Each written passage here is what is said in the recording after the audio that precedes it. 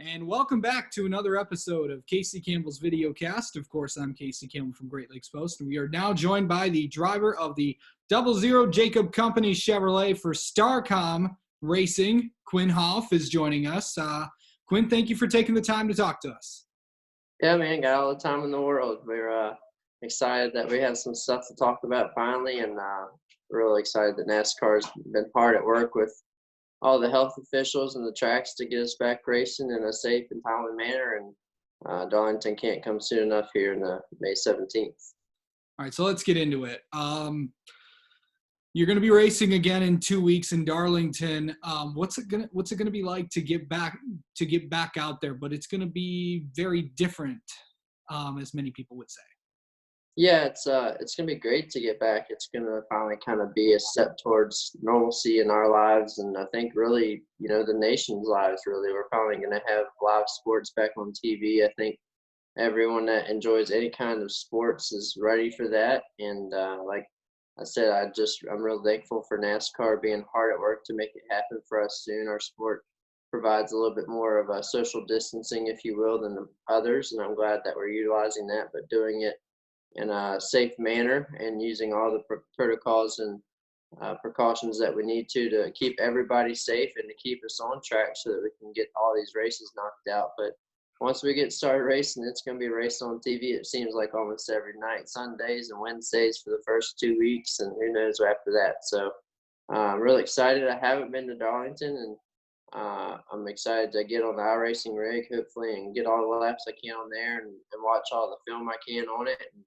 once I hit that first lap at Darlington under green in the race, will be the first lap ever around that place. So it should be exciting. Yeah, no practice, no qualifying. You're in the same boat as Matt Kenseth with this new package. Going to a track for a first time, and a track like Darlington where you don't have any practice and you don't have any qualifying, it's get in and let's go. That's going to be exciting for you. Is there an advantage to that, or are you at a big disadvantage, you think? It's hard to say. I've had multiple times in my career being, mostly a part-time driver, even, some late mile races in the car store when they first started going to tracks nobody had been to yet or in many years. I've almost seemed to have better success when there's less time to practice or prepare for some reason.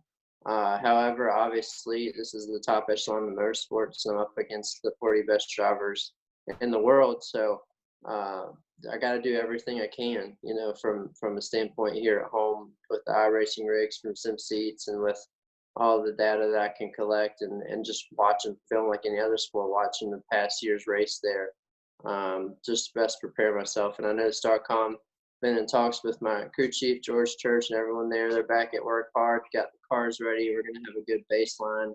Everything's looking good. It's going to be one of the strangest things when you do get to the track. It's going to be like, when you get there, I think I don't know, have they kind of talked to you guys about how everything's going to work? Yeah, like I said, NASCAR's got a very definite protocol and plan for how this is going to work and flow to keep everybody safe and make this happen in a one-day show. We're going to all have our own little areas. We're going to be wearing masks. We're going to come in at certain points, so that we don't have mass gatherings at the gate. And we're going to have temperature checks throughout the day. Like I said, that they got plenty of health officials that are on board to help us through these first four events to get things going and keep us all safe, happy, and healthy, and be able to put on a show for everyone at home and keep some people having some hope for what it's been now, I guess, almost 2 months of kind of COVID-19. Yeah. So speaking of masks, I know there's going to be some creative ones out there. Possibly there could be sponsors on them. Do you have yours ready yet? No, I mean, you leave it up to NASCAR to sticker slap about anything, and they're already talking about sticker slapping masks, but we're going to have plenty of masks on hand, and that's definitely necessary, I think, and it'll be kind of cool to see what we come up with and what other teams come up with. But yeah, there's the emails out today that was starting to be a thing. It's kind of funny to me. Yeah, and I think Jordan Bianchi and I were talking about it in another interview that we were doing. It's like, these companies, NASCAR is a marketing sport, so why not? So, Yeah, that's right. That's right. um, That's the great thing though, is like I said, aside from getting back racing, it's really about getting these sponsors the exposure they deserve. And it's been obviously a tough time for everybody, but hats off to all the sponsors in our sport and our teams that have stuck with us. And I'm excited to get a lot of cool looking race cars out on the track pretty quick. this is your first year in the Cup Series full time. How do you think it's going? How do you think it went so far in the first 4 races? It went unexpected, obviously. I thought I'd be racing every week by now, but it was the first 4 races for us. Like you said, it was my first full time year, and it was my first 4 races with Starcom, and we had the new crew chief George Church on the box this year, and everything like that. So it was really just starting to hit the ground, starting to get used to each other, and I felt like we had made big gains and figured some things out through the West Coast swing with those 3 very different tracks out there, and we were super pumped to get to Atlanta because of what we had learned. So now we're even more eager. We've had even more time to go through everything that we've already seen this year and kind of make it better, make adjustments, both on my side and on the cars. And now that we know we're going to have these cars next year as well, because they're going to back the next gen up, we're going to have to put even more work into them to get them the way we want them to get through the rest of the season into 2021. Yeah. Um, what track I know you've never been to Darlington, but are you excited? Are you nervous about going there? And there's gonna be a lot of, and not just the racing side of it, there's also going to be a lot of pressure on the sport because a lot of people are going to be, most of the country is going to be tuning in. I know they just announced a 4-person golf tournament, but between that, there's really not a lot of stuff going on.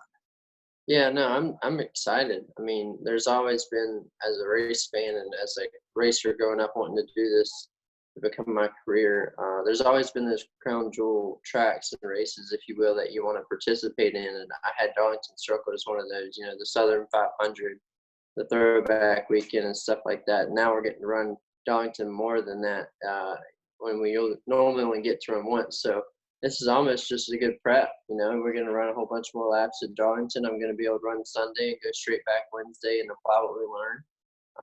And then I know we're going to do all we can to get back there again for the throwback weekend in September.